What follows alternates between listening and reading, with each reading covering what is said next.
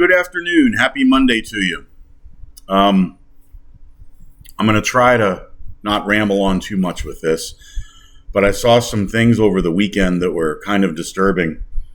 I saw that video that took place in Cincinnati. It was a music festival, and there was an altercation apparently between a small group of white people and a large group of black people.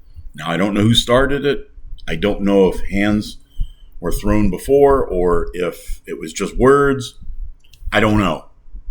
Don't know if alcohol was involved. I would assume that's probably the case. That's a safe bet, but maybe not.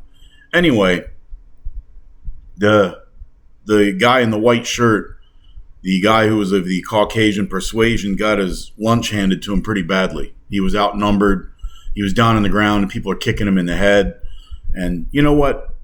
It doesn't matter if somebody else started something with you. You're kicking somebody in the head when they're down and you got multiple people doing it. You're sissies. You're punks. You're losers. That's not cool. You know, if somebody starts a fight with you, you whoop their butt. Okay. You walk away. But that could be constituted as malicious wounding under many state laws. I'm not sure about Ohio, but it could be in Virginia, which would be a felony, put you in jail. There was a woman, some guy came up and wailed her right in the face, and she fell down, passed out, okay?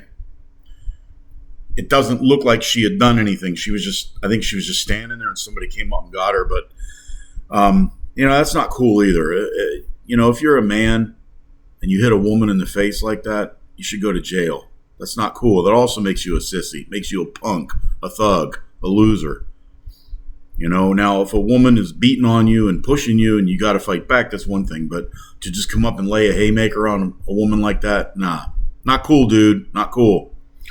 But I can't help but, these videos, you can't help get disturbed at these because you see it, but you don't see what happened before and what the aftermath was. You just kind of see what's there. You don't really know who started it. But this looked like a bunch of people basically acting like savages, which is very sad. But nevertheless,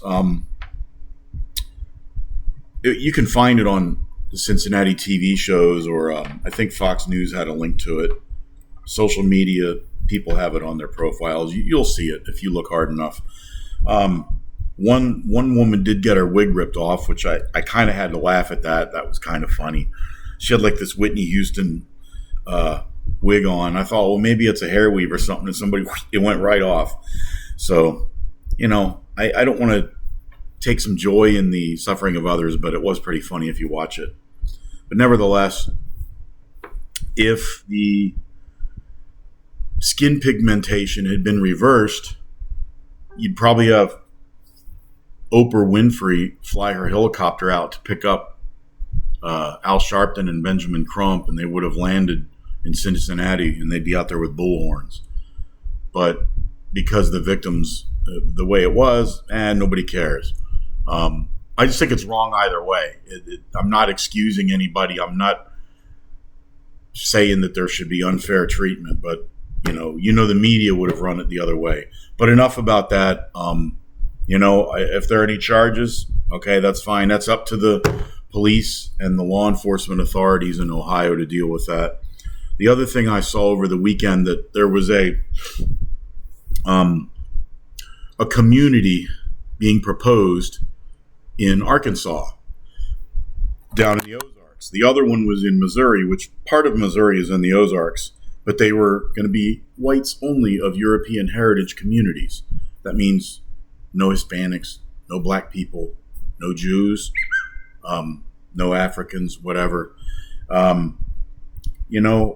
On one hand, I believe in free association, but on the other hand, that just rubs me the wrong way. Is it segregation? Well, is it segregation if you segregate yourself? Segregation is usually forced against other people. But anyway, to me, it seems wrong. The screaming libertarian in me says free association. The screaming American in me says, no, that's not right. We don't separate people like that. But then there was another story. There was a all Muslim community going up in Texas, Apparently it's outside of Houston. Or is it San Antonio? Anyway, it was near a big city in Texas. And they were going to have a all Muslim community. And everybody's like, yeah, okay, that's fine. And then there's a place in Georgia, I don't know, City of Hope or something like that was all like-minded black people who wanted to basically build their own community with their own, learn how to farm and be able to sustain themselves. And people are saying, yeah, that's great. Well, either these things are all right, no matter who's doing it, or they're all wrong. It's hard to say that you like it for this group and not for that group. I'm kind of in the middle on it. I don't see how it's going to pass legal muster. That is blatant discrimination. And then what criteria to use for, if you're a Muslim, well, what kind of Muslim do you have to be? Is that Shia, Sunni, Baha'i, Wahhabi? What if you're a Muslim but you're not Arab? What if you're Persian? What if you're Pakistani? What if you're Indonesian or Malaysian? Does that count? And then I'm sure there's Hispanic communities, but what if you're from Mexico or Argentina or Costa Rica or Puerto Rico? Well, those are all Latino, all considered Hispanic, but they're definitely not the same. There's a lot of variance in there, just like there are with different shades of Muslims. And then you've got the black community. Okay, well, what if you're a black conservative versus a black leftist or whatnot? But you're going to run into all kinds of problems with this. And then with the white community, well, how white is white? What if you're of South African ancestry? Is that white? It can be. I guess many of them were Dutch. What if you're Jewish, but you appear white? Does that preclude you? What if you're from India? They're actually Caucasians, believe it or not. I don't. It'll be interesting to see how this plays out. Myself, I live in a community our county is pretty diverse. We have different people around here, and around here, it's out in the country. Country folk, people wave hi, they say hello to each other. They don't worry about what color somebody is. I have neighbors on my way into town. I've got some are Mexican ancestry, Hispanic, lots of black folks, plenty of white folks. You see some Asian people around every now and then. Nobody really cares. We're all, we just live our own life, and we are respectful to each other, and that is all that matters. I would rather live in a community of color that was of patriotic, like-minded people who have a lot of the same values I do. The skin color has nothing to do with it. I'd rather live with a majority community of color where other people feel the same way I do about things and have similar values and respect others than live somewhere that was a bunch of all white Marxists, for instance. Okay? I wouldn't want to live among white people who act and think that way. I don't want to be around any communists. I don't care what color they are. I find them to be very insidious. But anyway, I just thought these things were interesting, and it's funny to see the reaction to this when the communities of color, the Muslims want to do it. It's because they're attached to their culture and they want to be able to thrive without being bothered by outsiders. And the black people want to learn, how to homestead, and they want to be a self-sufficient community where it's a nice place to live without a lot of crime. And they want to be selective on who they let live there. But then if the white community wants to do it, well, that's because they're racist. It's like, well, they're either all racist or none of them are racist. And I don't, I'm not going to lose any sleep over it either way. I'm retired, and my wife and I are probably going to live in this house till they carry us out in a pine box. But I thought that was interesting, and reading the comments from different people about it.